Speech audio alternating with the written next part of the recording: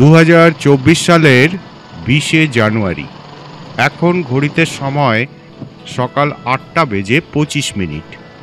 Dumdum park থেকে যাত্রা শুরু করে 3.5 ঘন্টায় 200 কিলোমিটার পথ পেরিয়ে আমরা বাংলা থেকে ওড়িশায় ঢুকে পড়েছি।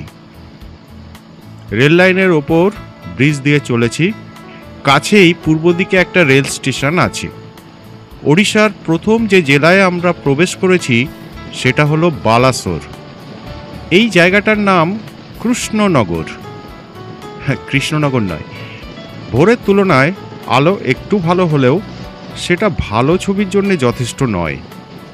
এখানে রাস্তার পাশে কোনো জনবসতি দেখা যাচ্ছে না। এই রাস্তাটা আগে অনেক বেশি ভালো ছিল,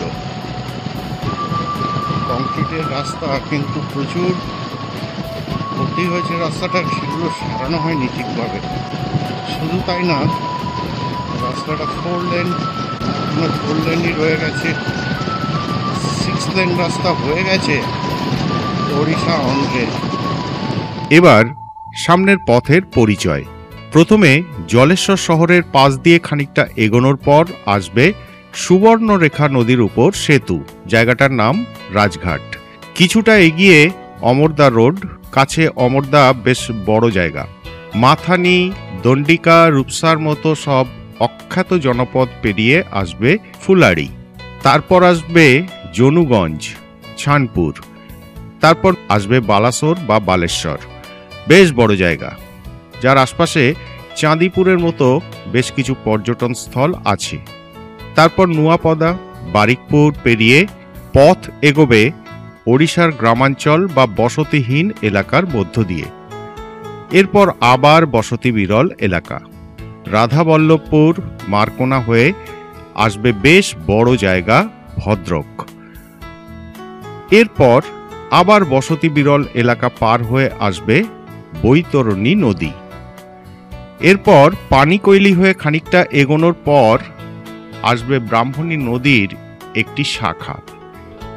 আরেকটু এগোনোর পর ব্রাহ্মণী নদীর অপর একটি শাখা। তারপর আসবে চণ্ডীখোল। পরপর কিছু অখ্যাত জায়গা, যেমন ভারছান, ছাতিয়া, মইচুয়া পার হয়ে জগৎপুর। তারপর ওড়িশার বিখ্যাত মহানদী, এরপরই কটক। এই দফায় আমাদের গন্তব্য। মোট দূরত্ব 253 কিলোমিটার, অন্তত ঘন্টা 5 সময় তো লাগবেই। এখান দিয়ে পূর্ব পশ্চিম বরাবর একটা রাস্তা আছে, NH 316A, যেটা দিয়ে দীঘা, চন্দনেশ্বর, তালসারি যাওয়া যায়। চন্দনেশ্বরের পাশে বিচিত্রপুর নেচার ক্যাম্প নামে পর্যটন স্থলের দূরত্ব এখান থেকে 42 কিলোমিটার। এই গুরুত্বপূর্ণ সড়ক সংযোগের কাছে কিছু বসতি হোটেল আছে।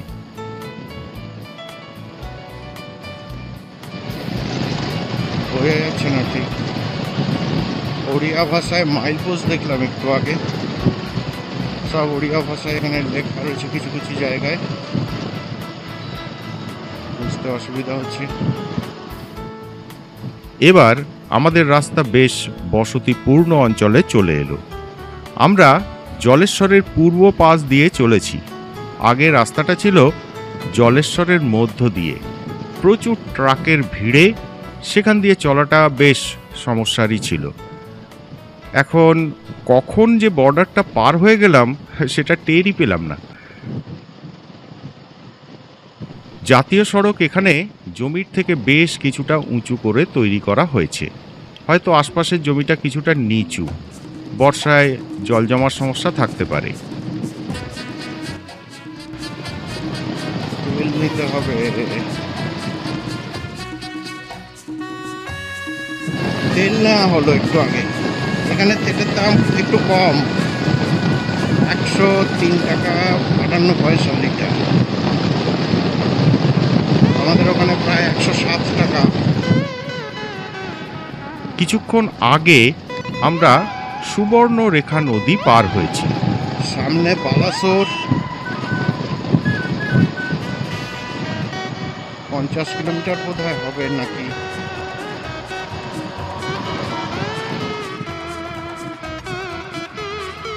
এখন পার্শ্ববর্তী জমির লেভেলেই আমরা চলেছি। এদিকে অনেক জায়গার নামের শেষে একটা দা যুক্ত থাকে, যেমন অমরদা, কুলিদা, এইরকম।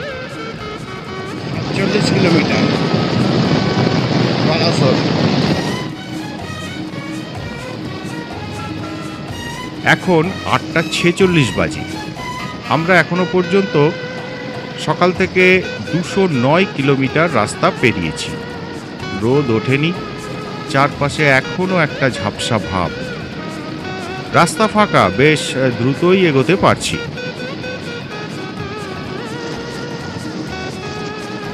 ছোটখাটো বসতি অঞ্চলের মধ্য দিয়ে এগোচ্ছি। ফুটেছে মোটামুটি।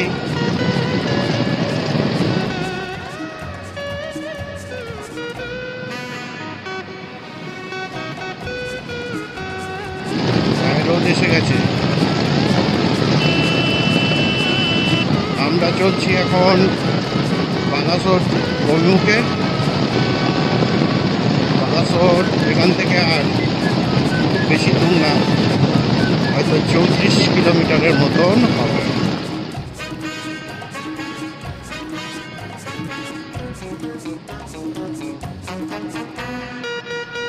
এখন ৯টা বাজে। আমরা ২২৩ কিলোমিটার চলে এসেছি। এখন থেকে আশা করি ছবিটা একটু ভালো হবে। ইতোমধ্যে আমরা সকালের খাওয়া সেরে নিয়েছি। দেবাংশু বাড়ি থেকে বেশ উপাদেয় খাবার নিয়ে এসেছি। পথের পাশে একটা জায়গায় বসে আমরা সেগুলোর সদ্ব্যবহার করেছি। তারপর পাশের একটা দোকান থেকে কফি পান করেছি। এতক্ষণ পর সূর্য মামার একটু দেখা গেছে, দেখা দিয়েছেন, একটু একটু রোদ উঠেছে। এই প্রথম, এখন ৯টা বাজে। আমরা প্রায় ২৩০ কিলোমিটার ক্রস করে চলে এসেছি। আর বাকি আছে আমাদের ২৮০ কিলোমিটার মতো। এখন একটু রোদ উঠতে শুরু করেছে।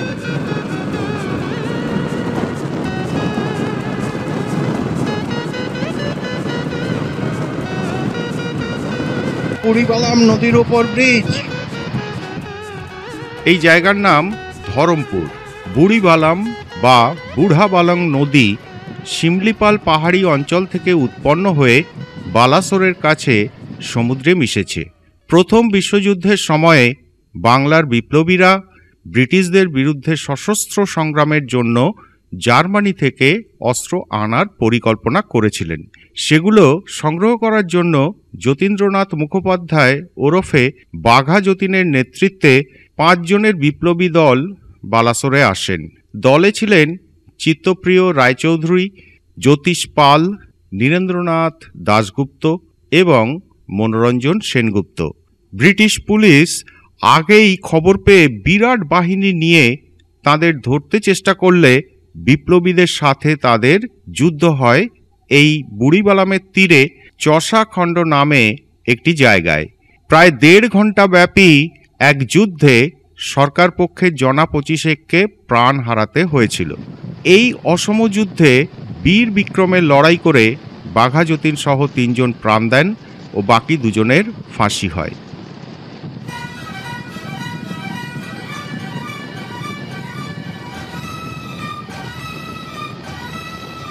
বালাসোর শহরকে অতিক্রম করে আমরা চলে এসেছি ফাঁকা জায়গায়। এই দিকটা হালকা জনবসতিপূর্ণ, তবে রাস্তায় যানবাহন বেশি নেই।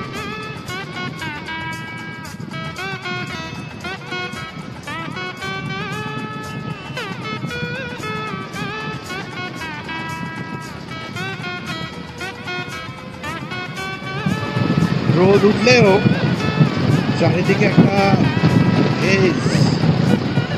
ধোঁয়াশা রয়েছে, ধোঁয়া ধোঁয়া মতো।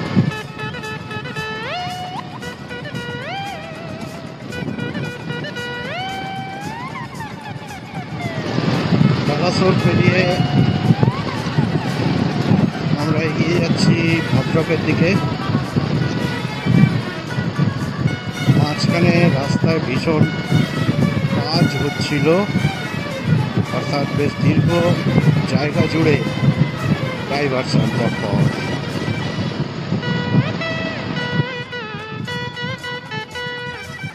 এদিকে ঠান্ডাটা কিন্তু বেশ কম, রোদ উঠে গিয়েছে। সুন্দর আরামদায়ক পরিবেশে বেশ ফুরফুরে মেজাজে চলেছি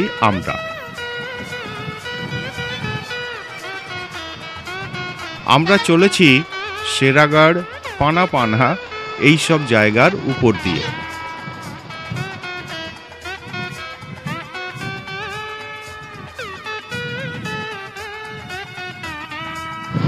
সামনে আবার আছে। এই রাস্তাটা নিশ্চিন্ত চালানোই যাচ্ছে না, এত বেশি ডাইভারশন এবং খারাপ রাস্তা কাজ হচ্ছে বলার না। এখানে রাস্তা তৈরি হয়ে গিয়েছে, ভালোভাবে বাহন চালাতে পারছি। পার হয়ে যাচ্ছি দহিসাদা সোরো নামে জনপদ। এখন প্রায় 10:30 বাজে। আমরা পেরিয়ে এলাম 285 কিলোমিটার পথ।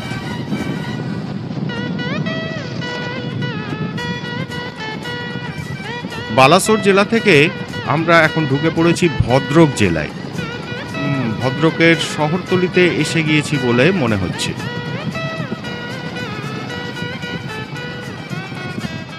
ভদ্রক পার হচ্ছি,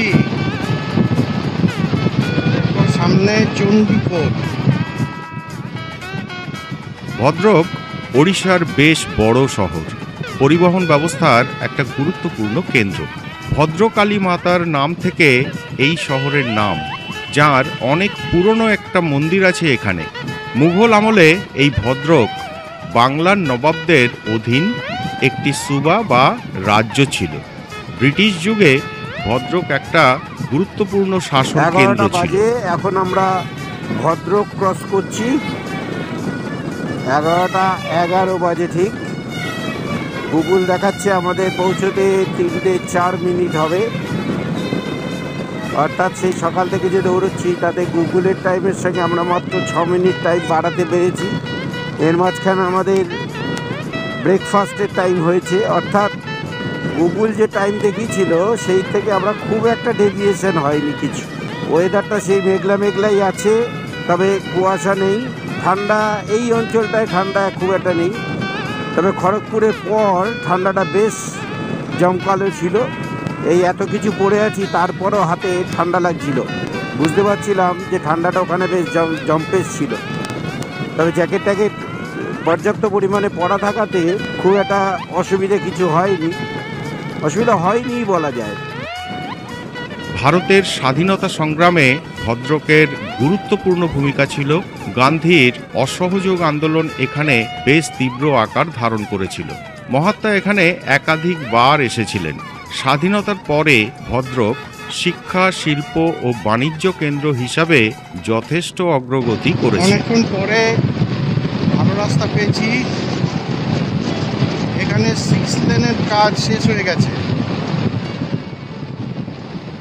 ভদ্রক পার হয়ে আমরা চলেছি কেন্দুয়াপদা অঞ্চলের মধ্য দিয়ে।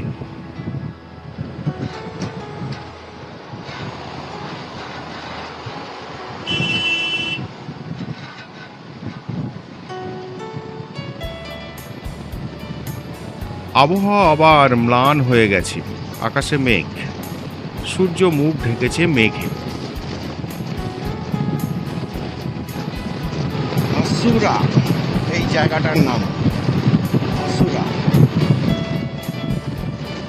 ওড়িশা এখন দ্রুত উন্নতি করছে, তার চিহ্ন দেখতে পাচ্ছি। একটার পর একটা কারখানা চোখে পড়ছে, কোনোটা তৈরি হচ্ছে বা কোনোটা পুরো দমে চলছে।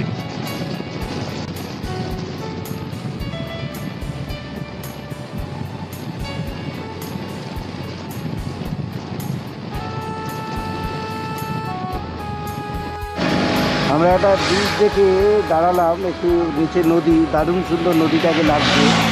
এই নদীটার ছবি তুলবো বলে দাঁড়ালাম। আমরা এখন মুলাপাল নামে এক জায়গায় ওড়িশার বিখ্যাত বৈতরণী নদীর ব্রিজে দাঁড়িয়ে আছি। পুরাণ কথায় এই নদীর নাম পাওয়া যায়। কোনো কারণে এখানে নদীতে এই শীতকালেও কিন্তু দুকুল ভরা জল। এখানে নদীটা অনেক চওড়া। ওড়িশার কেওনঝর জেলার গোনাসিকা নামে এক পাহাড়ি জায়গা থেকে এই নদীর উৎপত্তি। আমি প্রায় বছর 10 আগে ওই জায়গাটা দেখে এসেছি। সেখান থেকে কিছু দূর উত্তরে প্রবাহিত হওয়ার পর বাঁক নিয়ে দক্ষিণ পূর্ব মুখে বৈতরণী এসেছে। প্রবল বন্যার জন্য এই নদী কুখ্যাত। এখান থেকে বৈতরণী চাঁদবালি ভিতরকণিকা অঞ্চলে গিয়ে ব্রাহ্মণী নদীর সঙ্গে মিলে বঙ্গোপসাগরে মিশেছে। এই ভিতরকণিকা অঞ্চল অনেকটা আমাদের সুন্দরবনের মতো। সেখানে আছে ম্যানগ্রোভ অরণ্য। জল রয়েছে এই শীতকালে, তার মানে এই নদীটা বেশ বড়, খুব সুন্দর লাগছিল, তাই দাঁড়িয়ে গেলাম এখানে।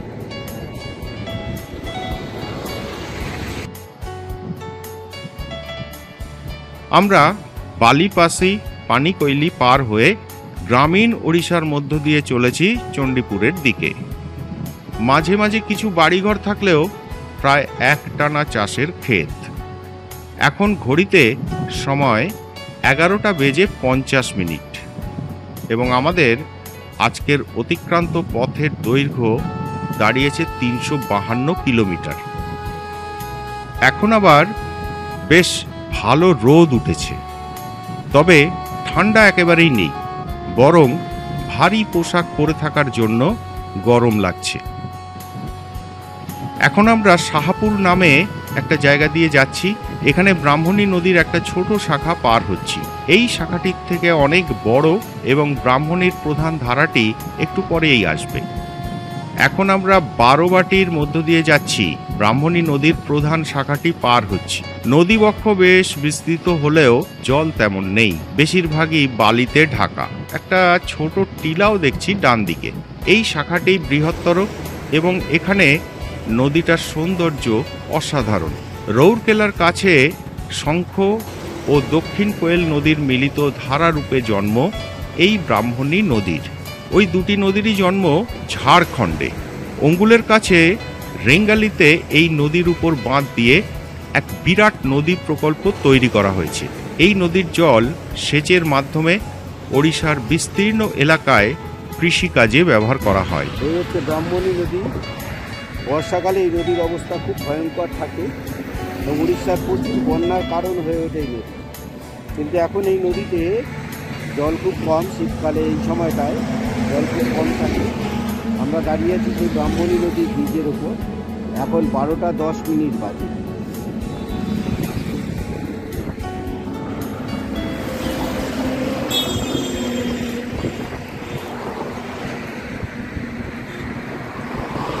নদীটা ভারী সুন্দর, আশেপাশে ছোটো ছোটো টিলা মতো আছে।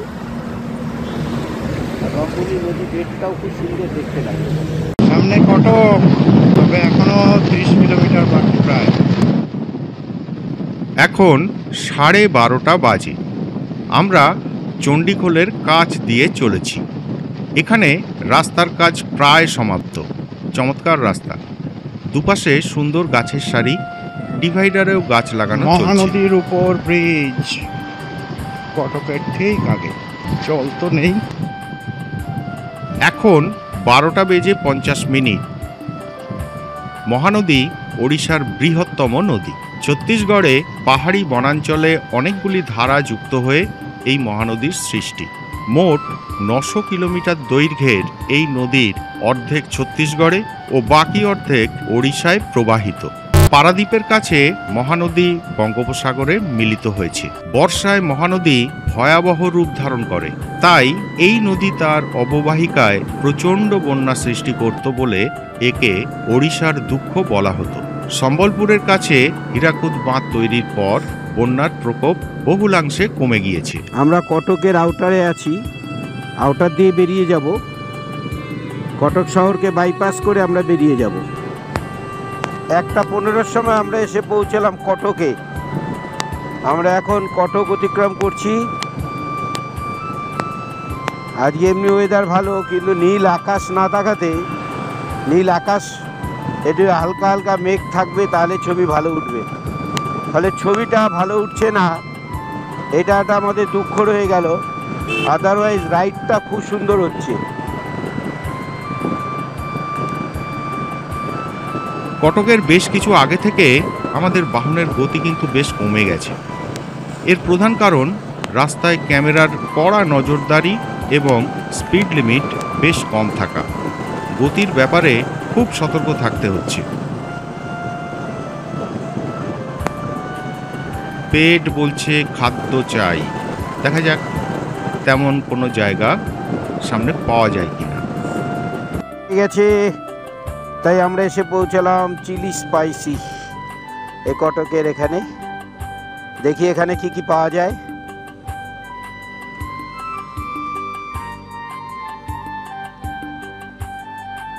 তাপসদাও এসে দাঁড়ালো। দেখে তো মনে হচ্ছে ভালো কিছু পাওয়া যেতে পারে।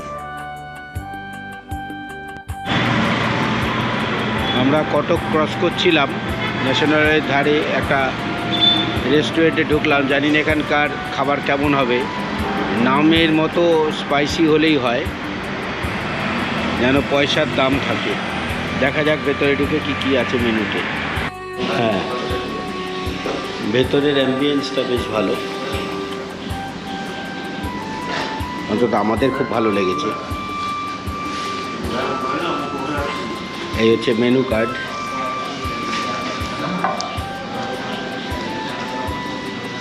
ও একেবারে সাজানো গোছানো মেনু কার্ড।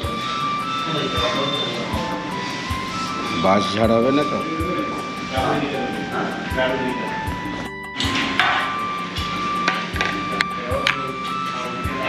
অনেক কিছু ভাবনা চিন্তা করার পর আমরা অর্ডার দিলাম একটা আপাতত ভেজ বিরিয়ানি। দেখি এটা খেয়ে দেখি কেমন, তাই বুঝে পরে অন্য আর একটা কিছু টেস্ট করা যাবে। দেখে তো ভালোই লাগছে, আশা করি ভালোই হবে, না হওয়ার কোনো কারণ দেখছি না। মেটেরিয়াল ভালো হলে ভালো হবে। ভালো খেয়ে কেমন লাগবে? ঠিক আছে, একটু তেলটা বেশি, কিন্তু ঠিক আছে। এটা যে পরিমাণ কোয়ান্টিটি দিয়েছে তাতে আমরা দুজন নিয়ে দেখছি যে এরপর অন্য কোনো কিছু যদি আমরা নিই তাহলে বেশি হয়ে যাবে। কারণ আমাদের আর ঘন্টা দেড়েকের রাস্তা আছে, ঘন্টা দেড়েক চললেই আমরা পৌঁছে যাবো 15। তারপর সেখানে গিয়ে হোটেল টোটেল দেখে ফ্রেশ হয়ে নয় বাকিটা খাওয়া যাবে। এরপর আমরা শুধু এক কাপ কফি বা চা খাবো, তাহলে এটা কমপ্লিট হয়ে যাবে। মোটামুটি ভালোই টেস্ট হয়েছে, জিনিসটা কোয়ালিটি ভালো, বোঝা যাচ্ছে এই দোকানটার জিনিসের কোয়ালিটি ভালোই হবে।